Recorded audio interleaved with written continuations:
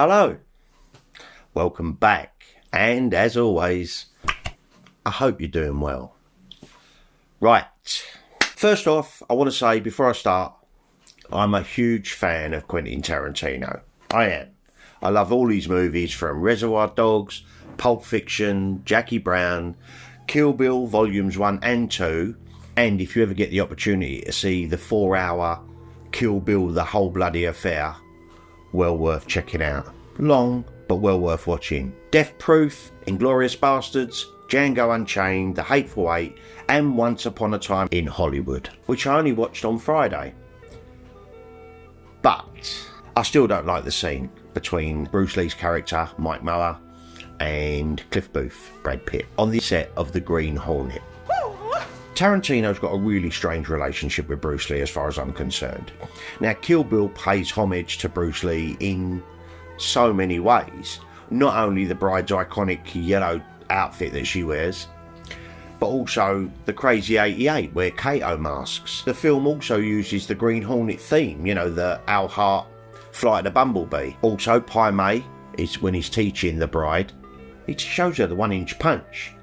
And some of the choreography is clearly ripped off of Bruce Lee's films. Also, Quentin is famously quoted that he prefers the Bruceploitation films to Bruce Lee. I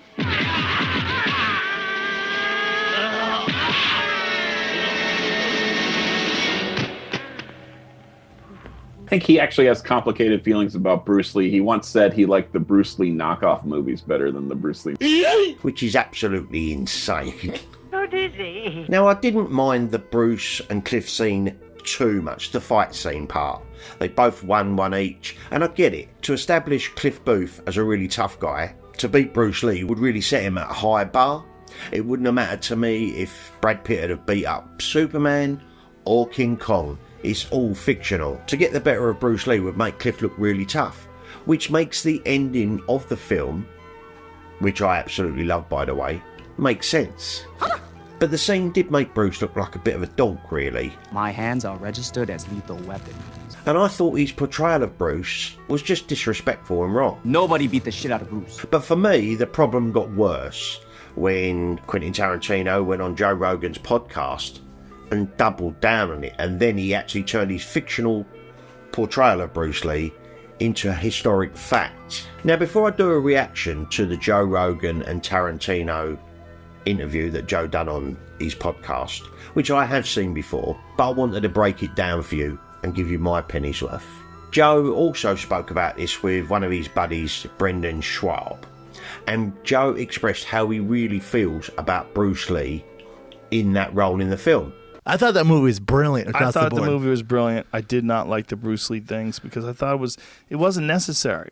They made him look like a dork. So let's give this Joe Rogan clip a watch. It's only 6 minutes long, so we'll go through it and I'll tell you my thoughts as Joe Rogan and Quentin Tarantino speak about the subject. Fair use, YouTube. Right. The Joe Rogan Experience. Another thing in Once Upon a Time in Hollywood that got controversial was the Bruce Lee scenes. Yeah, a lot of people felt like you made Bruce Lee into an asshole. He did. He 100% did. Yeah, well, okay, that's okay. I'm a little hesitant to talk about this because I don't want like this to be the only thing, all right, that people pull from this show. But I figured you were going to bring it up especially because I've heard you guys go back and forth on it in a little bit. I mean, where I'm coming from is Joe Rogan spoke about this to numerous people, and we've already heard Joe's opinion on it. He liked the film, but he didn't like the Bruce Lee scene.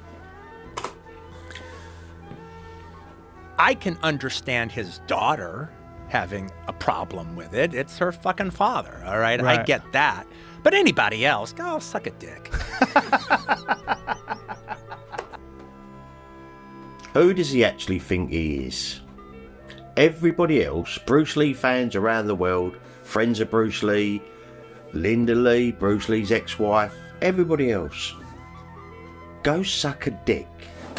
How disrespectful. Who the heck does he think he is? The problem is, He's obviously had too many yes people around him over the years. I used to think Tarantino was such a cool guy in the early 90s, proper film geek. What has happened? The good thing about Joe Rogan, he lets people talk. So you'll hear that later on in the conversation, but look at the smugness on his face. Everybody else, go suck a dick. And the thing about it, though, is, even if you just look at it, it's obvious Cliff tricked him. That's how he was able to do it. He tricked him. Mm-hmm. It's like, it's explained more in the book, but the thing is, like, they do a... In the book, Tarantino wrote. And he proceeds to talk about the 2 out of 3, like the actual fight. Not the fact that Bruce was portrayed as a big mouth lunkhead. He just completely brushes over that. They do a 2 falls out of 3 contest. Mm-hmm. So Cliff loves shit like that, and he has a method. And his method is to give the guy the first fall. Okay, do your fucking move, dude. Right. Let me see your move. All right, and he gives him no resistance whatsoever. But the guy does the move. He knocks him on his ass.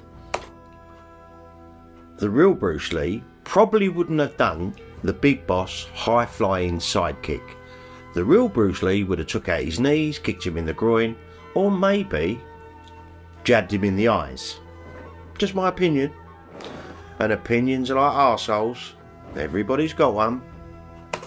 And Cliff, and there's like 4 different ways Bruce could have come at him the second time that Cliff would have had very little defense against. But most of the time, if a guy has a particular move and it looks like the guy's a lunkhead, just a big mouth, who can't really defend himself, they do the second move again. I mean, they do the first move again, second time. Well, now Cliff knows what it is. So he prepares for it, he pivots, he catches him, he throws his ass into the car. Right. And now the third time will be the charm and he gets broken up. But he just tricked him. And Bruce... Right. We're talking about the fight. We got all that. We did get all that. But like I said, he's brushed over all of the Bruce being a big mouth lunkhead, like I explained earlier. He completely skipped over that. Bruce realized he got tricked. If Cliff hadn't been so vicious, he could have even appreciated it. Do you know about the history of Bruce Lee and Gene LaBelle? Yeah, of course. Did you research that before? Yeah, well, I've always known it. And right. He's always known it. Always known what? He's always known it. This is very debatable. I'm very skeptical on this whole Gene LaBelle thing, but I'll get to that in a later video. And the Stuntman hated Bruce. Really? On Green Hornet. No, it's in Matthew Polly's book. And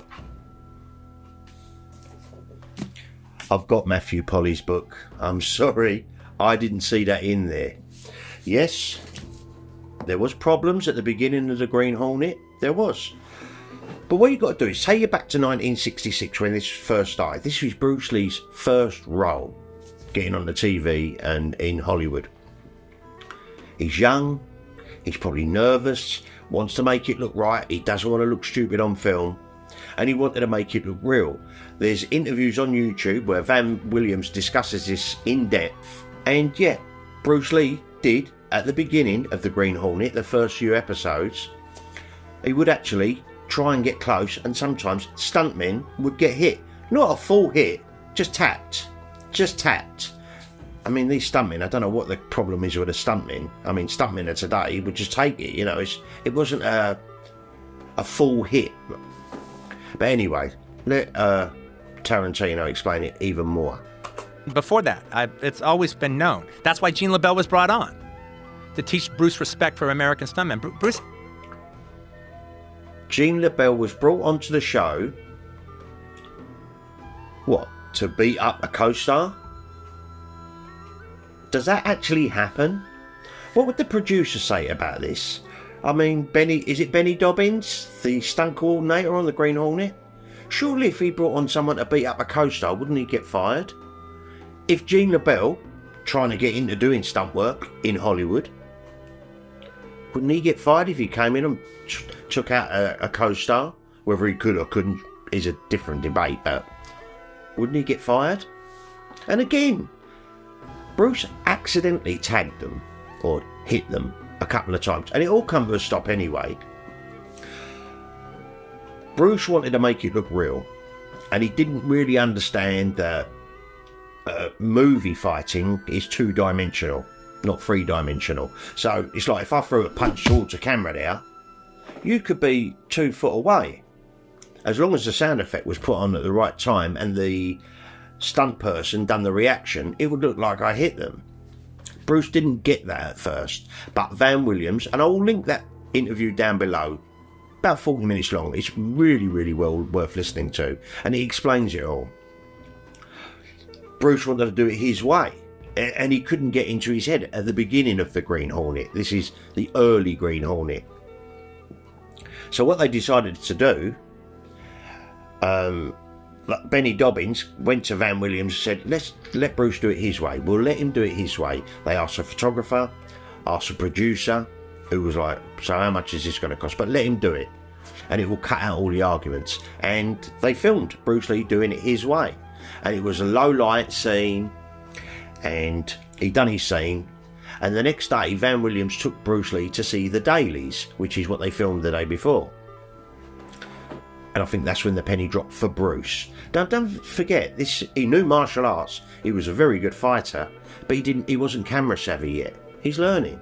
And there is it Wendy Williams says Bruce was always watching what's going on behind the scenes, always interested in the filmmaking aspects of it all. So, and Bruce saw The Dailies, and he realised that he just couldn't be seen. You could see the stuntmen jumping around and you could hear noises, but Bruce was just like a blur. So he got it quite early on the Green Hornet. Anyway, let's get back to Mr. Expert. He's had nothing but disrespect for stuntmen. Really? And he was always hitting them. He was always hitting them with his feet. He was always tagging. It's called tagging. When you hit a stuntman for real. And he was always tagging him with his feet, and he was always tagging him with his fist, and they got to be the point where, like, no, I refuse to work with him. Really? And he had nothing but disrespect for American stuntmen. Where did Quentin Tarantino get that assertion that Bruce Lee had nothing but disrespect for American stuntmen? Wasn't in Matthew Polly's book. Wasn't in any of the John Little books. So Tarantino just made that up. Because have you heard that anywhere else? I haven't. Bruce Lee had nothing but disrespect for American stuntmen. I'm not buying it. I'm really not buying it. Obviously, we've all heard later on as Bruce becomes successful and on the set of Enter the Dragon, Bruce would hang out with the stunt people. Jackie Chan said it, Sammo Hung, and if they were short of money or if Bruce hurt anyone by accident, he would pay their medical bills, food bills. He was great to the stuntmen. So where does he come up with this assertion that Bruce Lee hated American stuntmen? He's just made that up. I'm pretty convinced he just made that up. Huh. That's interesting. I wonder what that was about. Joe knows that's a load of rubbish, and that's why. I think Joe could have pushed back a little bit more, but obviously it's Quentin Tarantino, and this is the problem. It needs a bit of pushback. Joe knows the truth. He's already explained it on other podcasts. He knew Bruce wasn't like that. I wonder what that's about. I wonder what his perspective would have been if somebody asked him to explain it. It's like, they're just not good enough. They're pussies. I want to make it look real. Okay. So he was hitting them to make it look real. Yeah. Yeah. But they don't like that. No. That's unprofessional. Well, that is. And I'm not buying that. Bruce wanted to make it look real, but he wasn't hurting them. And these are stuntmen. But they was used to taking the right cross, John Wayne punch, right the way across, nice and slow. And Bruce didn't want to work like that. But he did get it. And from all accounts, everybody loved Bruce on the set of the Green Hornet. He got on great with everybody. There's no one else bad-mouthing Bruce Lee on the set of the Green Hornet. Anyone who worked on the show. And apparently Bruce and Dobbins become quite close friends. It is unprofessional, but that's been done before in a bunch of movies by people that say are assholes. Yeah, and and actually somebody else who had a reputation pretty similar to Bruce Lee's in that regards was like Robert Conrad. Oh yeah. During that time. What reputation? Did Bruce Lee have a reputation? Because apart from Tarantino saying it, I've not heard anyone else say Bruce has got a reputation for hating American stunt guys and beating them up. Yeah. And, he did a lot of his own stunts, and he did some really, really gnarly shit. But and I've always been a big fan of Robert Conrad. Big fan of Robert Conrad, even though he used to hurt American stuntmen. Come on, Quentin. But, in the stunt community, he was known as Robert never met a stuntman he couldn't blame, Conrad. The stunt world is a fucking crazy world because they're the people that occasionally die making movies. Yeah, absolutely. Which is just nuts. And look, and the thing about it is also, Cliff is a hand-to-hand combat killer. He, he fought in World War II. He fought with the Filipino resistant fighters, in the Philippines against the Japanese. Well, we get that. We know what he's trying to make in Once Upon a Time in America. Once Upon a Time in Hollywood. Once Upon a Time in America. We know what he's trying to do to build Cliff up, but he's a hand-to-hand killer. Bruce trained for street fighting. He wasn't interested in tournaments. Tarantino, you need to read this book, mate. It might enlighten you a little bit. Not that you will. Not that you will. You're too big for that. If Cliff fought Bruce Lee at one of Aaron Banks's Madison Square Garden tournaments, Cliff wouldn't stand a chance against Bruce Lee at a Madison Square Garden martial arts tournament.